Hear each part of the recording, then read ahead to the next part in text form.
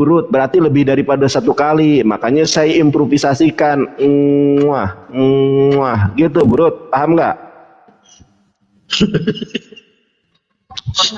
Mau dilanjut apa enggak nih, Burut? Seperti novel, karena otak mesum itu. Aduh, ini nggak jelas nih, Burut. Diskusi kok malah. Ini nggak bisa diskusi dia. Sini bisa, silakan yang lain aja. Mungkin Bang Ardiansyah. Host. Ditanya apa? Iya, Burut. Dijelaskan dulu ya, kenapa? Rumah tadi itu loh. Dijelaskan dulu, Bang. Mana tulisan mereka itu? Iya, diam dulu. Diam dulu. Nggak ada. Saya kan bilang itu adalah Burut. Saya kan bilang kalau itu adalah improvisasi. Tahu nggak improvisasi apa? Misalnya nih, saya menonjok Burut, improvisasinya kan kalau saya mencium Burut, kalau saya menciumi Burut, itu improvisasinya. Kalau mengeplak gimana? Kalau mengeplak Burut gimana? Kalau geplak Burut, ayo. Dia agama di dunia Loh. Ceplak. Namanya juga bungsu, belum tahu apa kalian itu, belum tahu apa, tahu nggak di keluarga Mau diskusi atau tidak tahu apa, biar tahu kau belum tahu apa kamu itu. mau diskusi atau mau curhat nih Burut nih? Agama Islam paling bungsu tapi paling ribut, demo berjilid-jilid. Burut. Itu yang berat. Ini Burut. Kita diskusi aja, Burut. Surgamu aja. Jangan terguncang. Iya, Burut mau diskusi atau mau curhat? Fitnah, ngerti nggak? Jangan kemana-mana, Burut. Lanjut, Bang Nandar. Lanjut aja Bang Nandar. Lanjut Bang Nandar. Ya Burutnya kayak gitu kok. Diem dulu Burut ya. Burut diem dulu. Topik aja, Burut. Coba Burut jangan bernapas dulu deh. Coba Burut jangan bernapas dulu deh. Ini aja Nanda, aku mau Nanda. Burut jangan bernapas dulu deh kayaknya teh. Burut. Aku dulu yang ngomong. Burut jangan bernapas dulu kayaknya.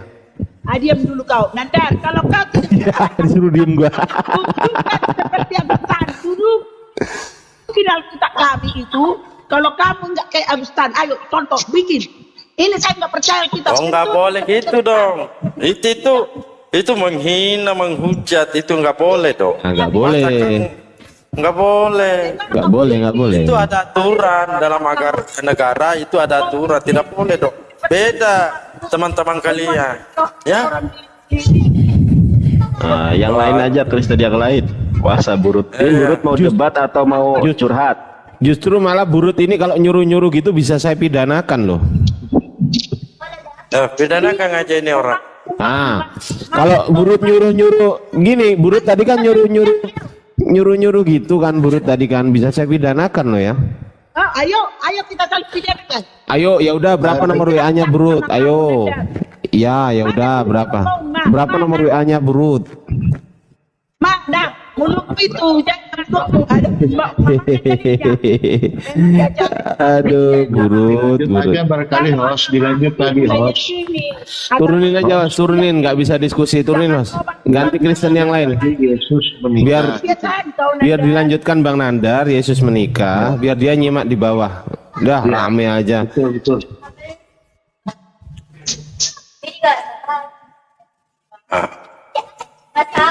Marah dia.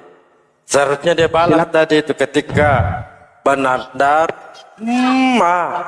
dia harus balas.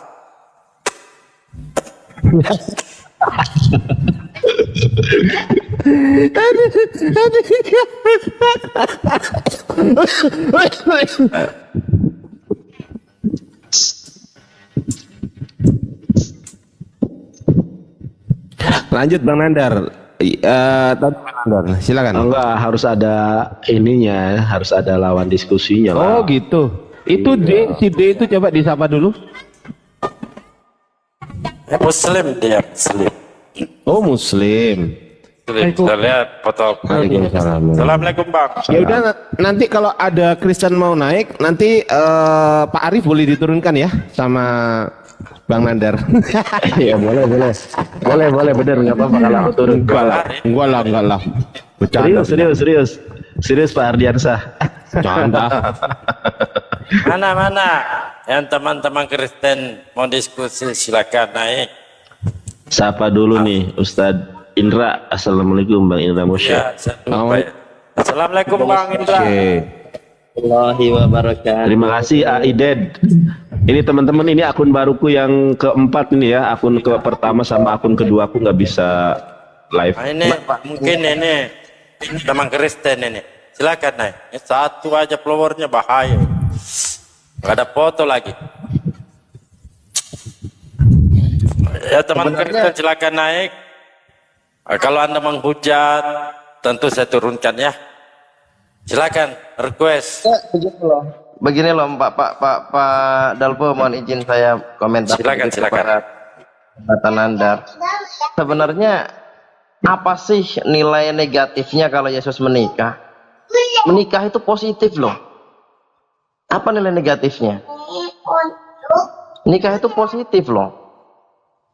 Kok ada yang keberatan gitu kalau Yesus menikah gitu loh? Kenapa gitu? Itu sih pertanyaan saya Bang Nandar. Padahal itu sesuatu yang mulia. Hasad itu Bang Indra. Orang hasad itu kan senang melihat orang lain menderita, menderita melihat orang lain senang, senang melihat Yesus menderita, sedangkan menderita melihat Yesus menikah. Nikah itu adalah kesenangan di mana kita mengundang sanak keluarga ya, sana kerabat diundang karena kan bahagia. Makanya diundang gitu kan. Hasad itu, ingat, hasad itu adalah menderita melihat orang lain senang. Kalau Yesus menikah, Yesus senang, gembira, mereka nggak suka, mereka menderita. Tetapi orang hasad itu adalah senang ketika melihat orang lain menderita. Kalau Yesus diludahi, kalau Yesus digebuki, kalau Yesus disalib, mereka senang karena Yesus menderita gitu loh. Itu kan definisi dari hasad. Mohon maaf nih para ustadz kalau saya salah. Betul enggak? Hasad itu seperti itu pengertiannya. Betul. Hasad atau sinonimnya dalam bahasa Arab itu bagian dengki. Bagian dengki itu. Nah, kita lihat Bang Nandar. Padahal kalau dari segi fisik ya, dari segi fisik itu kan kalau kita berpatokan kepada lukisan, Yesus itu kan adalah seorang pria yang sempurna, yang tampan, yang karismatik, ya kan, berpengaruh. Jadi sebagai seorang pria yang tampan, karismatik, cerdas, berpengaruh, seorang tokoh, menikah itu adalah suatu kemuliaan buat beliau itu sebenarnya. Suatu kemuliaan sebenarnya kan? Betul. Coba Bang Yoga, selamat siang. Selamat siang, Pak. Selamat siang, Pak. Katolik apa Protestan? Pak? Ya, siap. Protestan ya, Kristen. Bang Yoga. Oh ya, silakan. Barangkali mau menanggapi. Yesus menikah tadi, silakan. Ya. Yesus menikah sebenarnya tidak ada di dalam Alkitab Yesus menikah. Iya. Ini yang selalu diungkapkan adalah papirus kuno. Dalam papirus kuno yang ditemukan oleh beberapa penemu, tapi itu sudah disanggah bahwa itu adalah penemuan yang sifatnya tidak benar. Karena sudah diteliti dari penemuan tulisan-tulisannya dari tahun yang juga ditemukan. Jadi kalau Nandar mengatakan bahwa dari papirus kuno itu sudah ditentang oleh para ahli kekristenan. Jadi tidak ada lagi data yang harus dibuka bahwa Yesus itu menikah. Itu kembali kepada Alkitab. Gitu. Tapi data-data yang Bang Yonatan Nandar itu bawakan dari tadi itu merupakan data-data dari orang-orang Kristen sendiri itu Bang Yoga. Iya. Iya, literasinya, referensinya. Data-data dari kekristenan karena banyak penyesat-penyesat. Jadi sudah diteliti dengan ahli-ahli kekristenan bahwa itu ditolak seperti yang dimunculkan yaitu film Kode Da Vinci. Itu tidak benar. Ya, itu sebuah penyesatan. Dibuang semuanya. Hal-hal penemuan karena dilihat tulisan-tulisannya tidak sama. Seperti tulisan kisah para rasul dan nabi-nabi. Jadi kalau Bapak mau menuju kepada situ, itu sudah disingkirkan, itu tidak ada lagi pertentangan. Oke, Bang Yoga. Ya. Silakan Anda paparkan sejarahnya. Yesus umur 12 tahun sampai 29. Silakan. Ya, kalau itu sebuah pertanyaan, Yesus berumur 13 tahun sampai 29, ya, itu dia berada di bait Allah.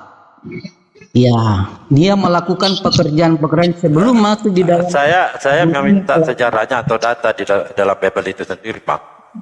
Ya, kekristenan tidak mencatat hal-hal yang demikian. Tapi yang mau dimunculkan adalah Sejarahnya. sejarah apa?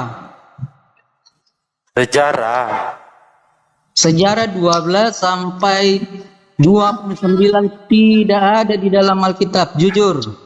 Tetapi saat Yesus masuk dalam usia 30 tahun, disitulah Saya dia bertanya sejarahnya karena ada satu pendeta mengatakan bahwa Yesus sekolah SD, SMP, SMA Iya. gitu. Orang-orang Yahudi itu dari kecil sudah diajar tentang hukum Taurat. Dia Membantu diajar orang tentang tua, hukum Taurat, gitu loh. mengenal yang benar. Coba dipaparkan, Bang. Apa itu? Kalau Anda membantah proses pernikahannya, silahkan dibantah. Kan Yesus jadi rabi.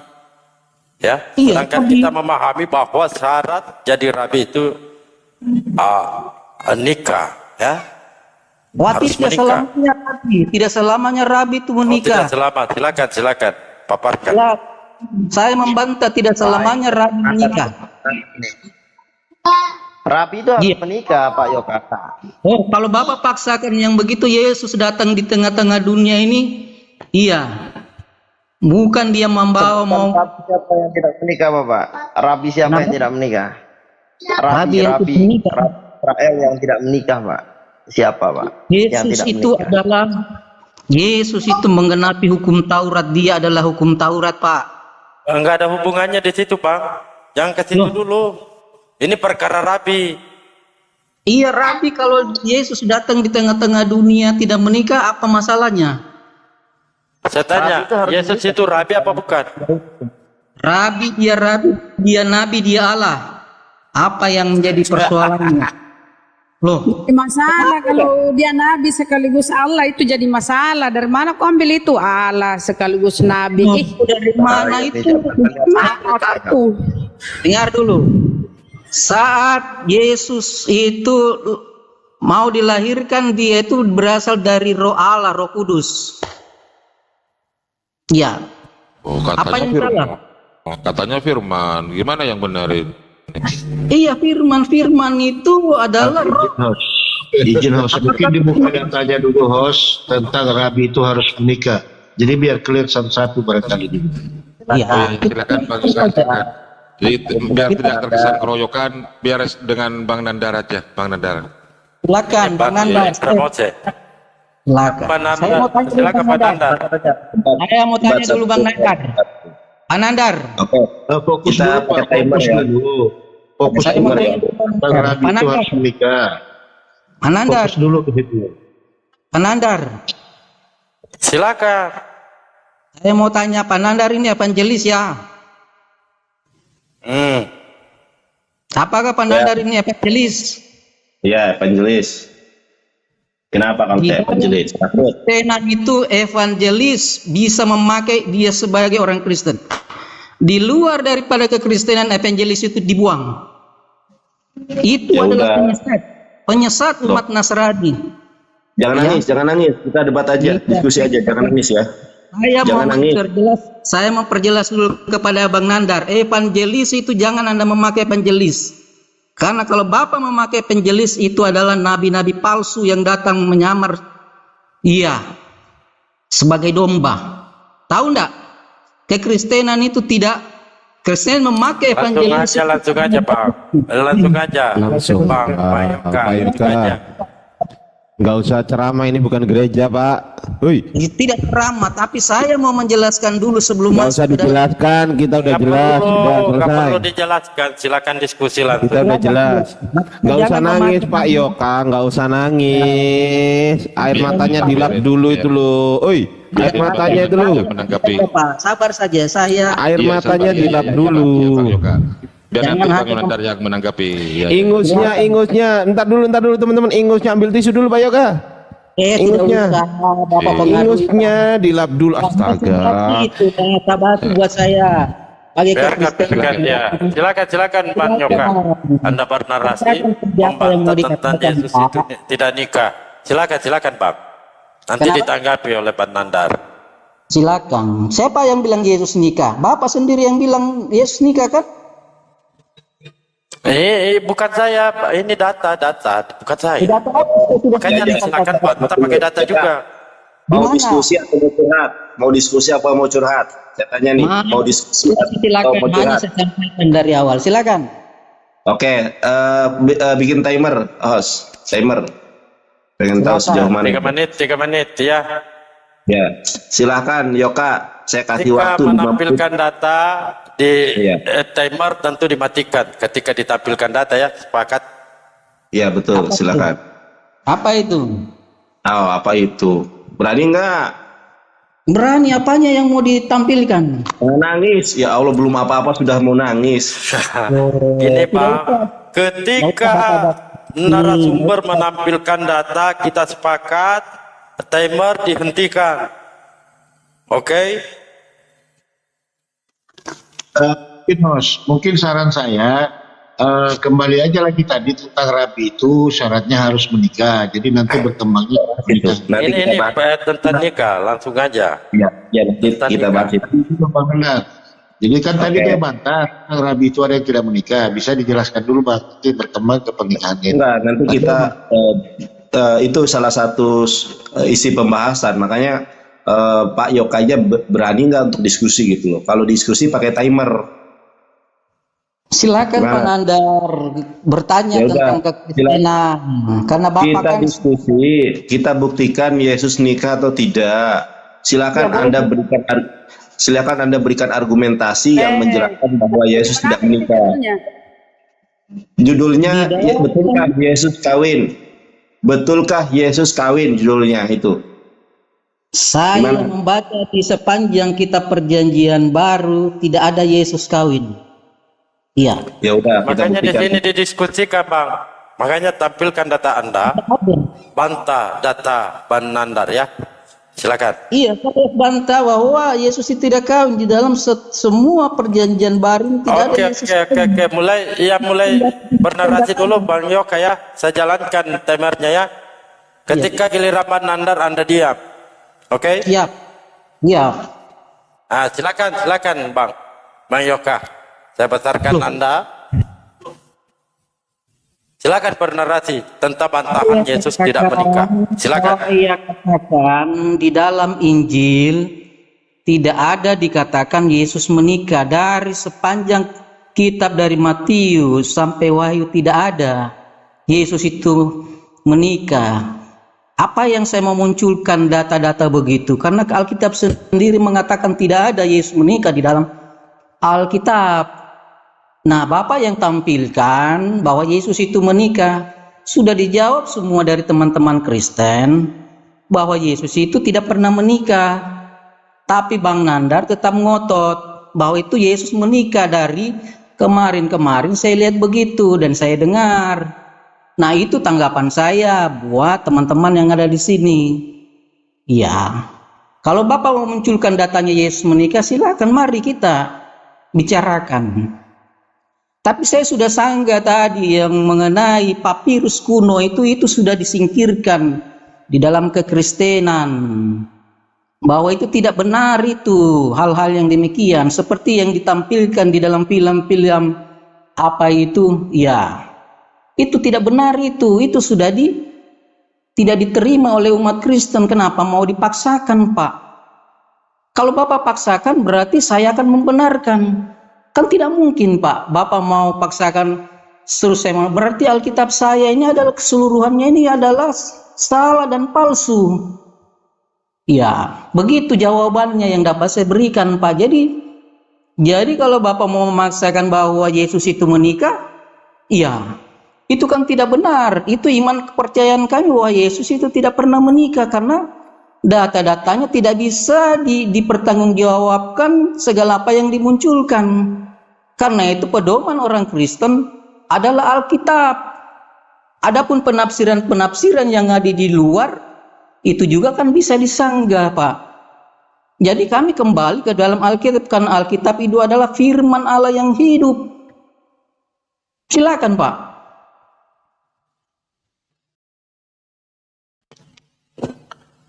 Gini, Bang. Di sini kita diskusi bukan memaksakan ya bahwa Yesus itu nikah, tidak seperti itu narasinya, Bang ya. Di sini menggunakan data. Ya. Saya akan munculkan data. Saya sudah katakan tadi, papirus kuno itu Ya, sudah mungkin Anda kurang belajar. Itu aja. Dan sekarang Anda diam, ya. Silakan yang lain. Diam, mute. Silakan Pak Nandar.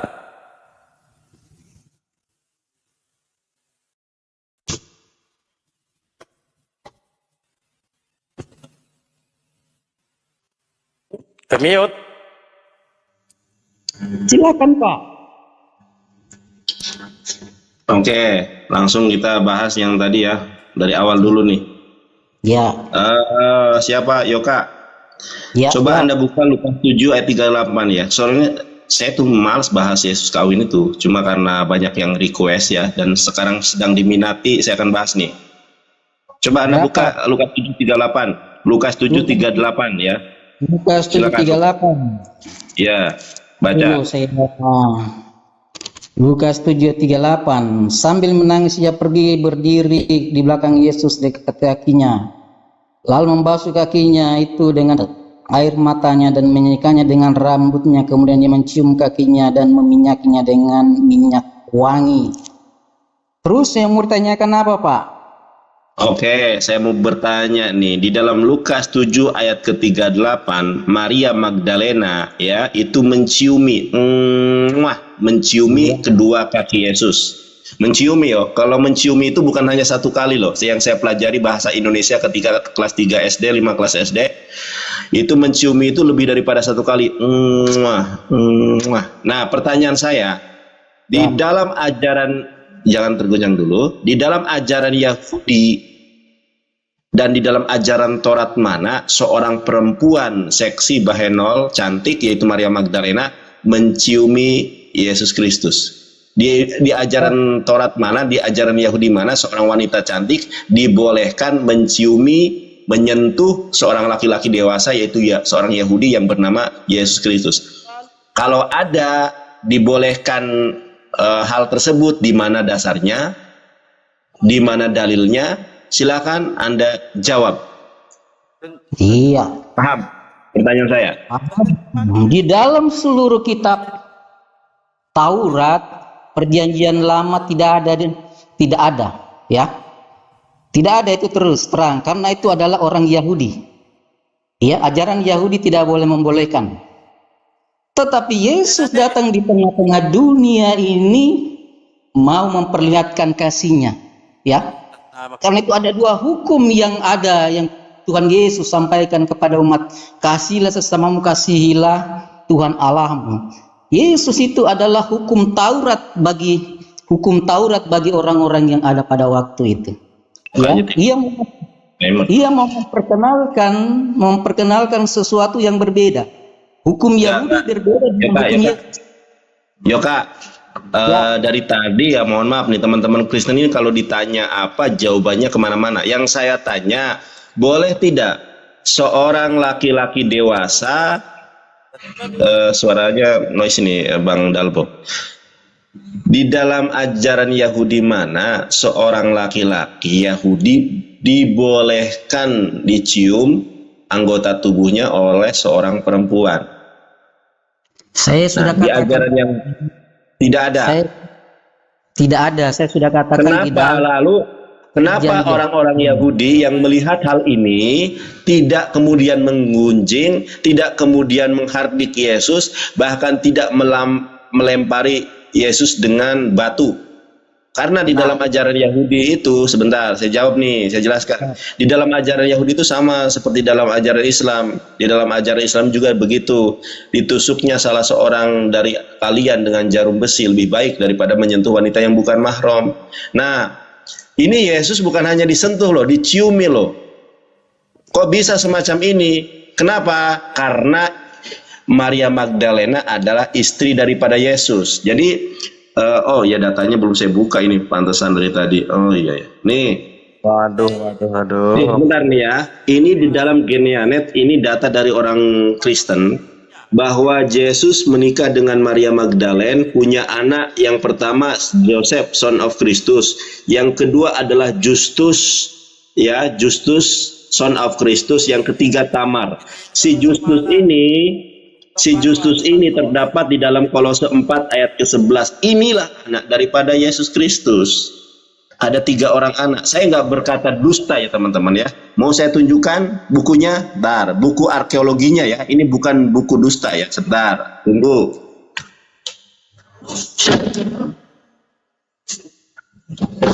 Yoka, kamu sudah pernah membaca buku dari Kristen nggak? Bukunya namanya Simha, pengarangnya adalah Simha Jakobowicz dan Carles Pellegrino. The New York Times bestseller. Judulnya adalah The Jesus Family Tomb atau makam keluarga Yesus. Ternyata salah satu dari makam keluarga Yesus itu adalah Justus. Di mana itu? Di pembukaan di sini ada ya. Bentar. Nah, aduh kecil sekali kok, ngeblur ya. Bentar, ngeblur ya. Nah, aduh ngeblur ya.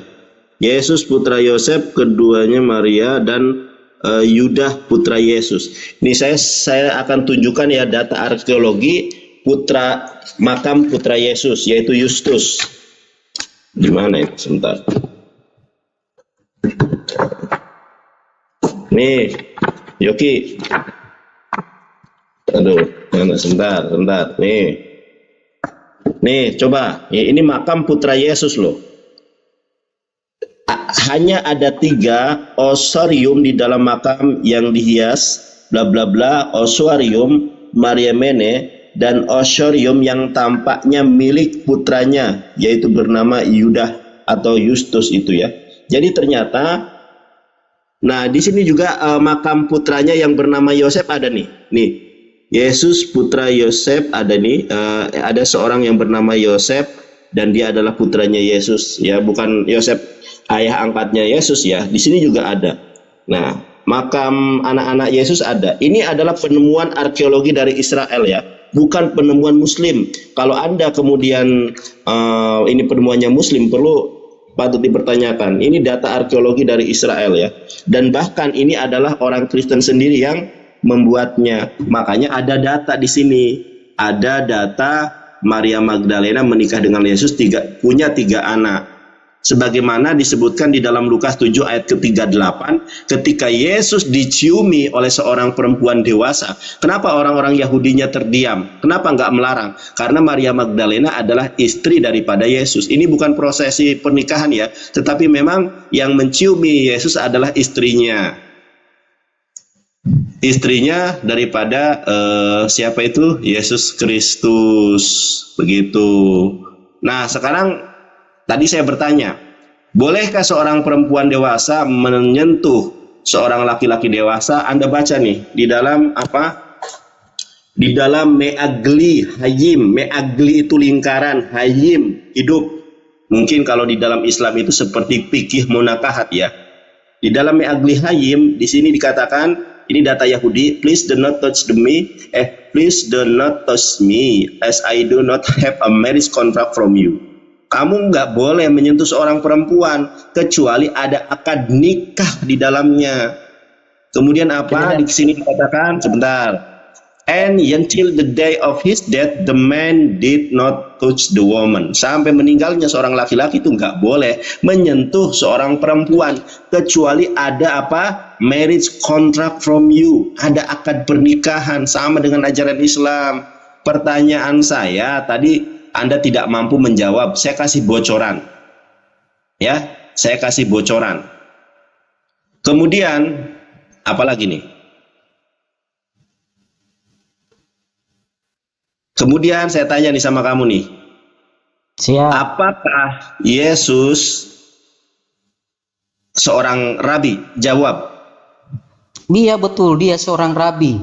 Apakah seorang rabi harus dan perlu kawin? Kalau di dalam Dalam mana? ajaran Yahudi, itu boleh, ya, boleh. Harus apa boleh? Boleh berarti harus. Harus.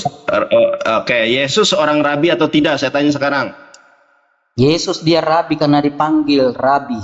Premis mayor, premis minor. Seorang rabi adalah harus dan wajib kawin. Yesus adalah rabi, berarti Yesus menikah. Nih saya tunjukkan datanya sama kamu ya, biar tidak berasumsi. Langsung saja kamu, karena kamu nggak bisa jawab.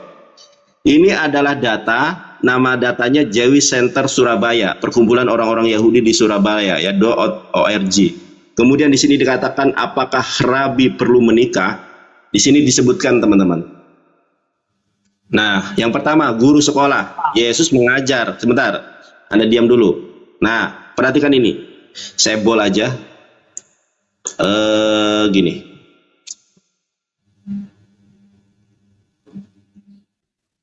Oke, yang di bol ini perhatikan ya. Ini adalah alasan hukum bahwa seorang laki-laki yang belum menikah tidak boleh menjadi guru sekolah. Kemudian yang kedua adalah imam besar. Coba kamu baca Ibrani 1 ayat ketiga kalau tidak salah. Ibrani 1 ayat ketiga atau Ibrani 3 ayat ke-1, saya lupa. Ternyata Yesus adalah imam besar. Dalam hukum yang agak terkait, imam besar yang melayani Yom Kippur harus menikah. Anda buka di dalam Markus 12 ayat ke-32, Yesus disebut sebagai apa? Disebut sebagai rabi. Payomer elab hashofer amen rabi. Berkatalah ahli-ahli Taurat, ya, amen rabi, emet benar. Debarta, apa yang kau katakan, hi ehad, bahwa dia Allah itu adalah esa, the one and only. Yesus dikatakan, disebut, dipanggil oleh orang-orang Yahudi lainnya sebagai rabi. Ternyata rabi itu wajib kawin. Saya tunjukkan datanya ya, sebentar. Saya tunjukkan datanya kalau Yesus kawin. Nih, kamu punya buku ini enggak? Ini adalah buku pernikahan Yesus. Pak Nandar. Sebentar, saya jelaskan sampai selesai. Karena kamu nggak mungkin bisa berdebat kamu. Kamu jemaat kelas debat. Coba perhatikan dulu saya. Setelah saya ngomong, silakan kamu tanggapi. Nih, berbagai cabang Yudaism memiliki penafsiran sendiri-sendiri, baik terhadap Torah maupun terhadap Talmud. Tetapi satu hal yang disepakati oleh semua teks dan ajaran Yahudi adalah masalah perkawinan. Perkawinan dianggap sebagai penting bagi laki-laki maupun bagi perempuan. Uraian mengenai Taurat menyatakan dengan jelas bahwa tidak lengkaplah laki-laki yang tidak menikah.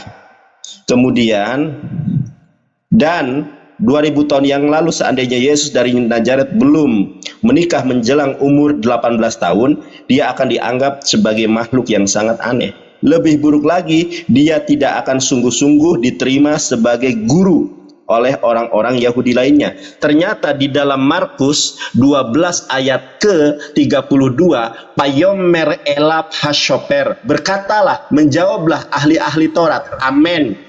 Ya, benar, rabi, guruku, ya, diterima sebagai rabi, emet, benar, debarota, apa yang kau katakan, hi ehad hu fa'ayin od milbado, benar sekali guruku bahwa tidak ada yang lain kecuali hanya Allah, dan dia itu esa, hu alfa'ayin od milbado, dan tidak ada yang lain kecuali hanya dia.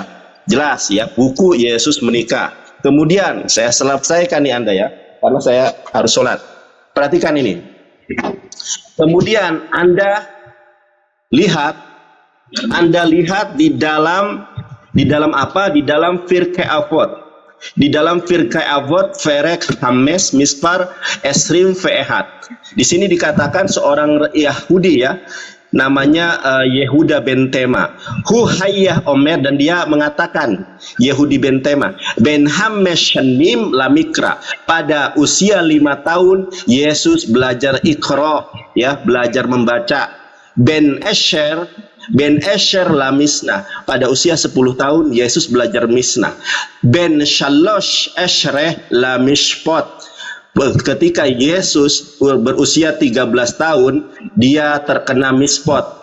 Jadi kalau dalam Islam itu akil balik mukalab ya. Kemudian di sini dikatakan Ben Hamesh Esre la Talmud. Pada usia 15 tahun Yesus belajar Talmud. Ben Semone Esre lahupah. Ini yang akan saya garis bawahi.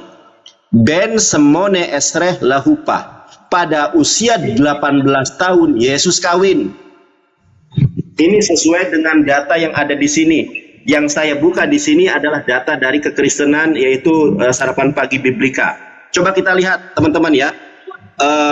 Coba disimpan di alam bawah sadar kita. Ben Semone Esreh lahupah. Apa itu lahupah? Lahupah itu adalah kawin. Oke, di sini nih ya. Saya bold. Lahupah adalah kanopi pengantin. Kita lihat teman-teman. Apa itu lahupah? Ini saya sudah googling ya. Lahupah. Lahupah cari di image, gambar. Apa? Lahupah gambar apa? Orang kawin. Oke, sebentar. Kita pencarian gambar. Sebentar, coba perlihatkan nih. Lahupah adalah orang Yahudi kawin. Nih, orang Yahudi kawin. Orang Yahudi kawin. Ternyata Yesus kenapa dia menghilang dari 12 sampai 30 tahun? Karena di usia 18 tahun dia harus kawin. Ini data dari kekristenan ya. Ini saya tunjukkan datanya dari mana. Nah, ini ya, Sarapan Pagi Biblika. Kemudian aduh, kenapa gerak-gerak sendiri? Ini ya datanya ya teman-teman ya. Namanya The Lost Year of Jesus, di mana Yesus berada ketika berusia 12 sampai 30 tahun. Ternyata kenapa dari tahun 12 sampai tahun ke-30 usia Yesus dihilangkan? Karena pada usia 18 Yesus kawin, makanya punya 3 anak. Kenapa tidak diceritakan? Karena anaknya bahaya nih kalau Yesus diungkap pernikahannya. Oleh karenanya usia 12 sampai 30 tahun Yesus tidak pernah diceritakan. Karena di dalam Firqai Avot mana ini? Firqai Avot Perek Hames Mispar Esrim Ve'ehat disebutkan Yesus menikah di usia 18 tahun, dan ini sejalan dengan buku yang tadi saya sampaikan. Pernikahan Yesus. Dor. Sekali lagi nih, 1 menit. Papirus Yesus menikah. Papirus Yesus punya istri. Nih, tadi Anda mengatakan bahwa papirus itu tidak asli. Coba lihat BBC. Papirus tentang istri Yesus ternyata asli tuh. Mau disanggah lagi. Anda mengatakan bahwa papirus tentang istri Yesus tidak asli. Di mana datanya? Sementara data-data tentang hal ini asli banyak. Papirus tentang istri Yesus ternyata asli. Coba sekarang lihat dulu gua di sini di merdeka.com. Ilmuwan temuan papirus kuno mengklaim Yesus menikah. Kemudian asli papirus yang mengisahkan istri Yesus. Asli loh. Dor. Terimalah kebenaran. Dah, aku mau sholat dulu. Terima kasih. Oke, siap. Itu data itu. Ngeri juga. Ternyata kawin juga Yesus. Waduh. Ya, ternyata Gimana ya, Bang? Inilah kalau Bapak paksakan sesuatu. Siap, saya menjawab. Halo. Ya, silakan. Saya Ya, menjawab. silakan Pak. Sekali lagi saya sampaikan Pak. Sebentar. Di sini kami tidak memaksakan. Ini by Ya. data. Silakan. Iya. Oke, data yang dimunculkan itu adalah data yang keasliannya itu tidak itu diragukan dan itu sudah dibuang. Saya sudah katakan tadi, ya. Orang Yahudi. Dari mana bisa Anda mengatakan itu? Kenapa? Referensi Anda itu apa dasarnya Anda mengatakan itu sudah dibuat? Dasar Anda apa? Referensinya juga para ahli kekristenan tidak percaya dengan hal-hal yang demikian, Pak. Papirus itu, iya. Itu data dari sumber kekristenan, Pak. Iya, tetapi kan kekristenan itu banyak penyesat, Pak. Kalau Bapak mau mendengarkan semua kekristenan dari zaman dulu, kekristenan itu banyak penyesat. Sebelum Kristus hadir di dalam. Kalau itu ini perkara konsep akidah, Bang. Apa dengarkan? Kenapa? Dengarkan, tidak akan mungkin beredar buku seperti itu, Bang. Coba Abang bantah. Tidak mungkin. Kalau memang itu data-data yang tidak valid, tentu ada tindakan. Ya, kita Barnabas, ini Pak. Coba. Kita Barnabas menyebutkan bahwa Yesus itu manusia tapi dibantah oleh umat Nasrani, Kristen, bahwa itu bukan kitab yang ditulis oleh Rasul karena zamannya sudah berbeda. Jadi itu yang menjadi contoh. Saya tidak bertanya di situ. Saya pertanyakan ke Anda tentang paparan dari Nandar. Bahkan Anda diperkuat dari dasar dalil di dalam Bible itu sendiri bahwa syarat untuk jadi rabi itu wajib nikah. Ya, itu imam besar. Yesus dikatakan di dalam Bible itu iman besar. Ya, itu semua punya syarat wajib nikah. Iya, orang Yahudi, Pak. Memang syaratnya orang Yahudi. Tapi Yesus datang di tengah-tengah. Saya tanya, Yesus itu orang Yahudi atau orang Yunani? Dia adalah orang Yahudi, Coba jawab. Pak. Yesus itu orang Yahudi atau orang Yunani? Saya Yahudi. Yunani. Kok Yunani? Oh, orang Yunani. Orang Yunani di mana Bapak baca orang Yunani? Rambutnya pirang. Oke, kembali lagi pertanyaannya. Kira-kira wajib tidak seorang rabi atau guru atau imam besar wajib nikah? Saya katakan wajib di dalam wajib tidak nikah. Wajib di dalam ajaran Yahudi, tapi Yesus datang di tengah-tengah dunia ini. Dia memperbaharui hukum itu.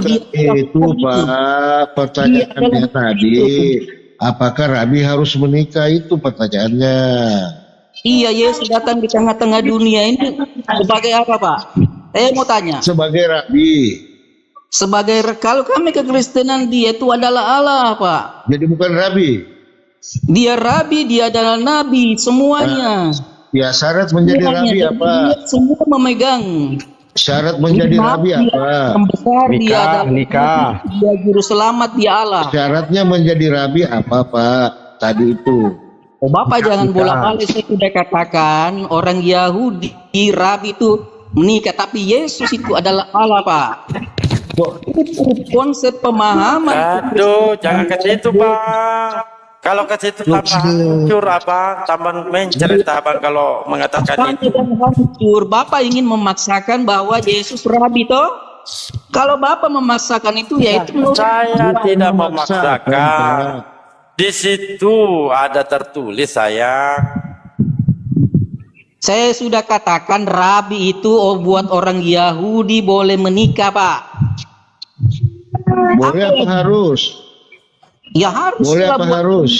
Itu. Tapi saya katakan Yesus itu adalah Allah. Pemahaman Bapak juga harus memahami iman kekristenan. Oke, kalau Anda ngeyel mentoknya di situ, tunjukkan datanya. Di mana Yesus mengatakan saya Allah? Di mana Yesus mengaku Allah? Coba. Malaikat Tuhan datang kepada Maria bahwa di mana datanya tertulis kalau Yesus itu mengaku Allah? Loh, Yesus juga tidak pernah mengaku bahwa dia bukan Tuhan, Pak. Saya ada urusan di situ, Pak. Bang. Saya tidak mau. Saya hanya menuntut Anda di mana Yesus mengaku Allah. Bapak kalau mau berkata begitu, apa mujizat-mujizat yang Tuhan Yesus buat, Pak? Bapak tidak usah katakan. Saya tidak bertanya mujizat, kakak ke situ saya. Anda kan menyatakan Yesus itu Allah. Maka itu saya katakan, di mana Yesus mengaku Allah? Jangan nangis, Pak. Itu iman kekristenan, Pak. Saya nggak nangis. Jadi kekristenan bisa Makanya menganggap larang Anda ke sana karena saya paham Bible. Kalau di dalam Bible itu tidak ada Yesus mengaku Allah, Yesus hanya sekedar utusan. Iya, tetapi Makanya dia saya larang mampu Anda supaya Anda kenapa tidak menceret berkali-kali.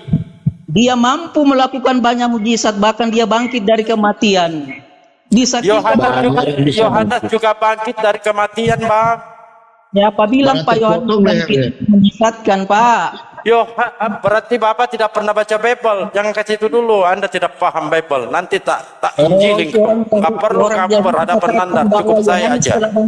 Silakan kita berargumen. Silakan, yang mana? Yohanes bangkit. Silakan. Tunjukkan dulu itu. Nanti saya tunjukkan, Bang. Nanti saya tunjukkan di mana Yesus mengaku Allah. Ya Pak Palupu. Bersiapkan. Bang Yoka. Siap. Bang Yoka. Bersiapkan Yohanes bangkit. Ya. Yohanes berapa? Silakan Pak, Yohanes berapa? Jangan dibantai ya. Itu Bible. Anda ikut buka juga. Silakan.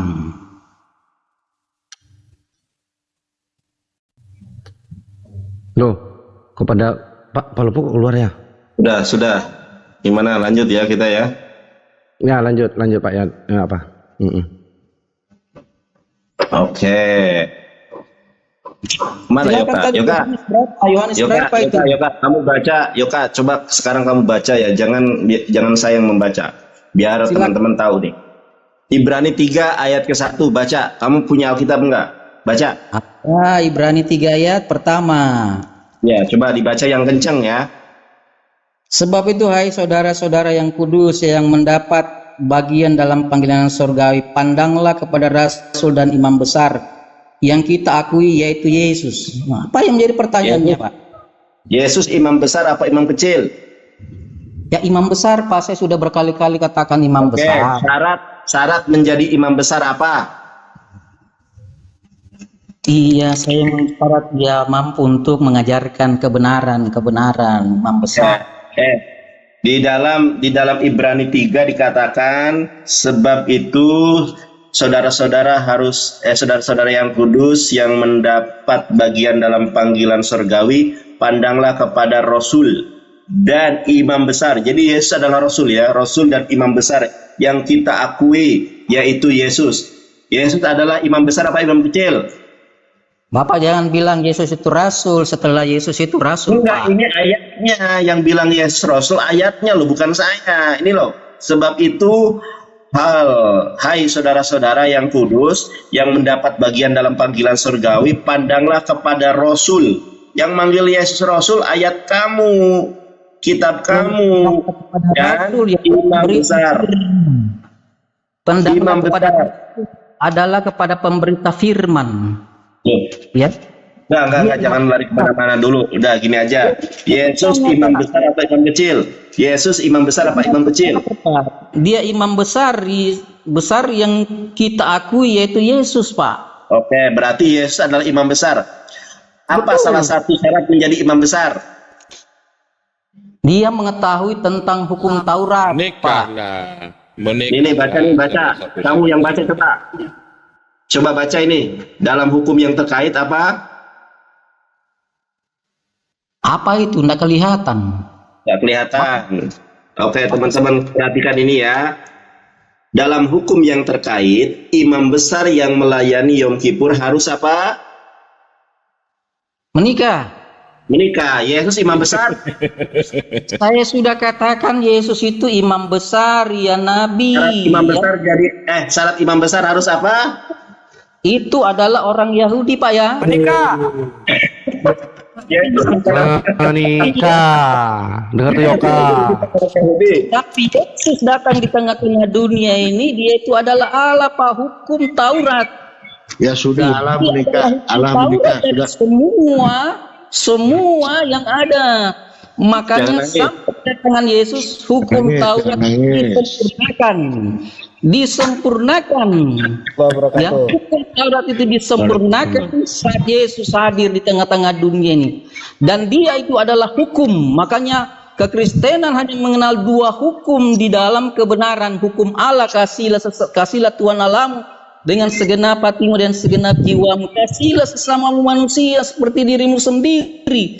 Hukum ini yang ada di dalam Haleluya. Ini kemana-mana jawabannya ini. Premis mayor, premis minor. Dengarkan Yoka. Premis mayor, premis minor. Yesus adalah seorang rabi dan imam besar. Seorang rabi dan imam besar wajib apa? orang Yahudi, Pak. Ajaran Yahudi bukan salah. Ajaran orang Yahudi, Pak, itu. Sekarang Yesus orang Yahudi atau orang Jawa? Datanya, Yesus orang Yahudi atau orang Jawa? Jadi kalau itu pertanyaannya itu hanya jawabannya kan.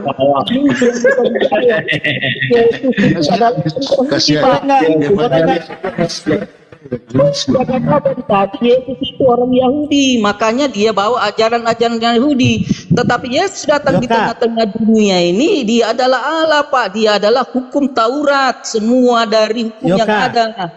Aduh. Yoka. Siap, jangan getar. Halo Yoka. Siap. Yoka, kamu baca Ibrani 3 ayat ke-1. Yesus adalah imam besar. Ini data dari orang Yahudi dalam hukum yang terkait. Imam besar yang melayani Yom Kippur harus menikah. Yesus rabi atau bukan? Saya tanya. Di situ ada enggak ditulis bahwa Yesus menikah dalam Ibrani itu? Ada tidak? Premis mayor, premis minor. Yesus rabi atau bukan? Premis minor juga. Ada enggak di Alkitab itu dikatakan Yesus menikah dalam Ibrani itu? Ada tidak? Ada tidak? Saya jawab juga. Ada tidak di dalam Alkitab dikatakan Yesus tidak menikah? Dalam ada enggak? Tidak ada Yesus menikah. Oke, sekarang sebaliknya. Ada enggak di dalam Alkitab yang mengatakan Yesus tidak menikah? Tidak ada di dalam perjanjian lama. Tidak ada kan? Berarti Yesus menikah. Tidak ada, Pak. Apa tunjukkan saya di Ibrani? Apakah itu imam besar menikah? Tidak ada disampaikan di situ Yesus menikah. Itu kan hanya sebagai penafsiran Bapak, tapi penafsiran kekristenan tidak. Bukan penafsiran itu, saudara, bukan. Itu kita berbicara syarat untuk menjadi imam besar atau rabi. Itu saya bilang orang Yahudi, Pak. Saya sudah katakan. Itu bukan orang Yahudi. Itu bagi orang Yahudi. Orang Jepara. Orang Farisi, orang Farisi. Host. Halo, monitor. Aduh, Bapak. Sabar dulu, Bang. Sabar. Jangan dilarikan. Menikah, apa lagi yang Bapak mau tampilkan? Saya sudah katakan orang Yahudi mereka sebagai rabi menikah, tapi ini kan Yesus itu sebagai Tuhan, Pak. Saya tanya, Yesus itu orang Yahudi atau orang Bugis? Oh, itu kalau anak-anak sekolah minggu itu jangan langsung dijawab, Pak. Bagi kita itu bukan pertanyaan yang susah. Itu kalau nggak pertanyaan susah silakan jawab. Yesus itu orang Yahudi atau orang Bugis? Bapak tertawa mendengar pertanyaan Bapak itu. Orang-orang Kristen mendengar pertanyaan itu ya mereka tertawa, tergelitik. Kalau bilang, jadi menurut Anda Yesus bukan orang Yahudi gitu?